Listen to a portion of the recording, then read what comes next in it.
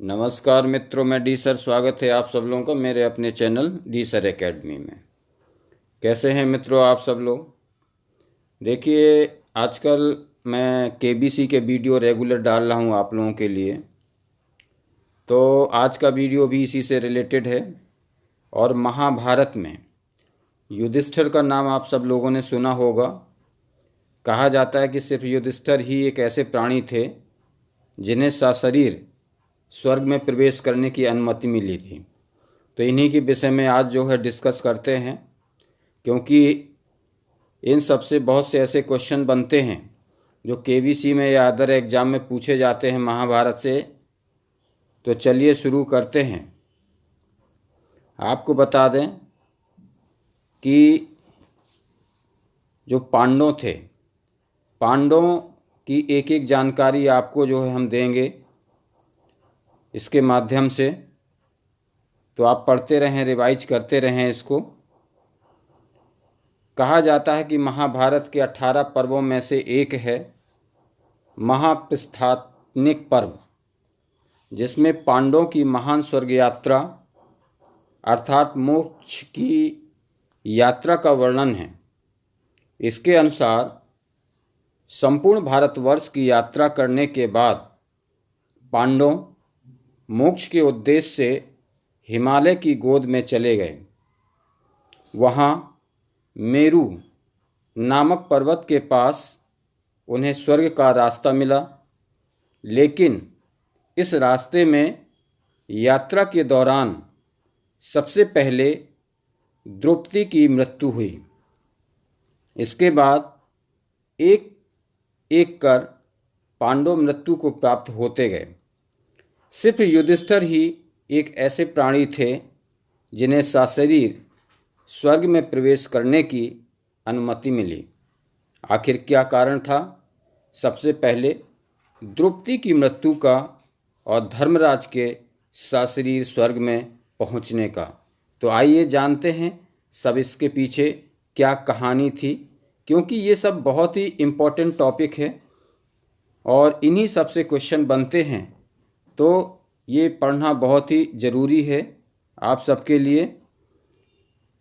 उस समय की बात है जब यदुवंशियों का वंश समाप्त हो गया था, और ये बात जानकर युधिष्ठिर को बहुत दुख हुआ।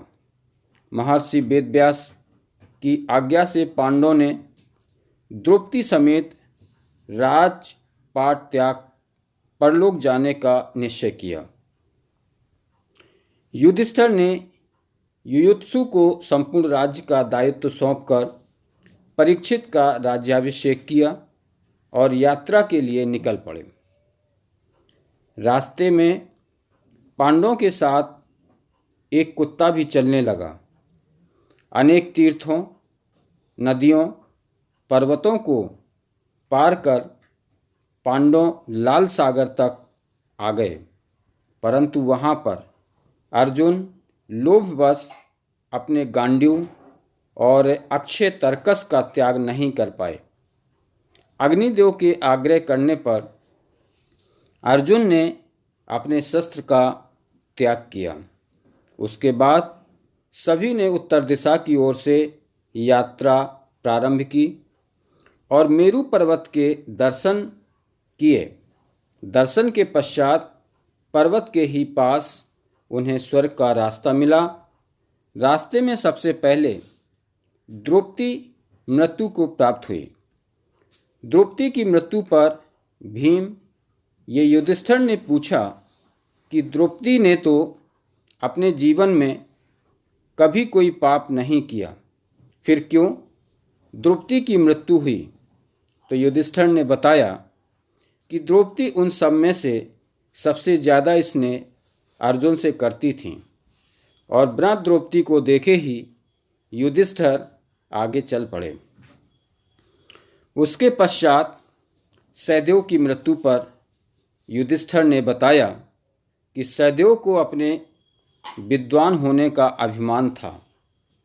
नकुल की मृत्यु का कारण उनके अपने रूप पर अभिमान और अर्जुन की मृत्यु का कारण उनका अपने पराक्रम पर अभिमान बताया।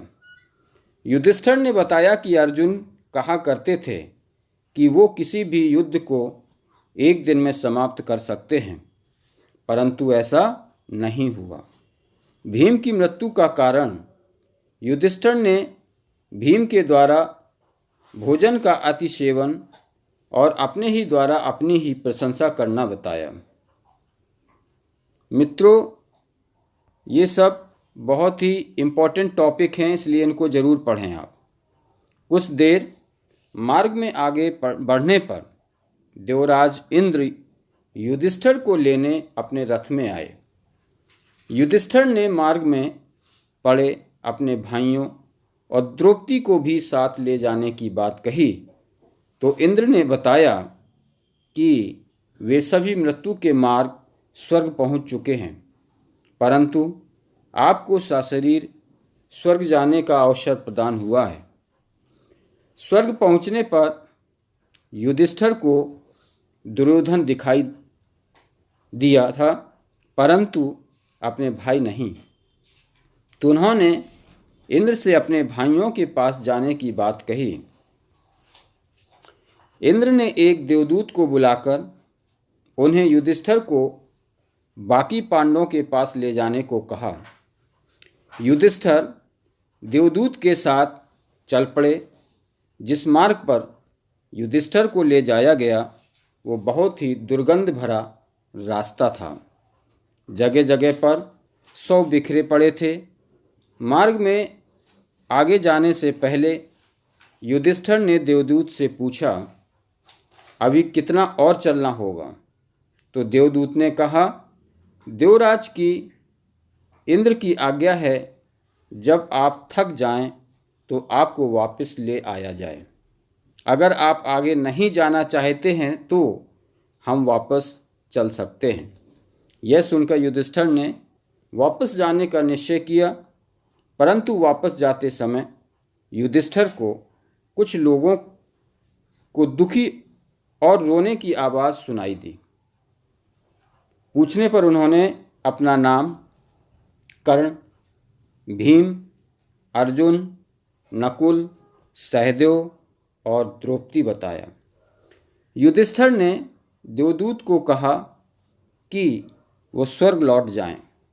अगर उनके यहाँ रहने से उनके भाइयों को खुशी मिलती है तो वो यहीं रहेंगे।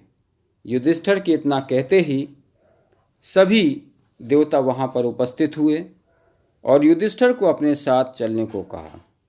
युधिष्ठिर के पूछने पर देवताओं ने उन्हें बताया, क्योंकि उन्होंने युद्ध में छल से गुरु द्रोणाचार्य का वध किया था, इसलिए उन्हें भी छल से नरक के दर्शन कराए गए और अब वे उनके साथ स्वर्ग चल सकते हैं, जहां सभी पांडव उनकी प्रतीक्षा कर रहे हैं। और इस प्रकार अपने उस युद्ध में किए गए छल की वजह से युधिष्ठिर को नरक के दर्शन करने पड़े थे। मित्रों, ये सब टॉपिक बहुत ही इम्पोर्टेंट हैं, तो इनको पढ़ें, रिवाइज ज़रूर करते रहें और ऐसे ही वीडियो मैं आपके लोगों के लिए डालता रहूँगा। आप चैनल को सब्सक्राइब करके रखें और साथ ही बेल आइकन दबा लें, ताकि ऐसे इम्पोर्टेंट वीडियो मिस ना हो और आपकी पढ़ाई और आपका नॉलेज बढ़ता रहे। तो मिलते हैं ऐसे ही इम्पोर्टेंट वीडियो के साथ में एक अगले वीडियो में। Okay, all the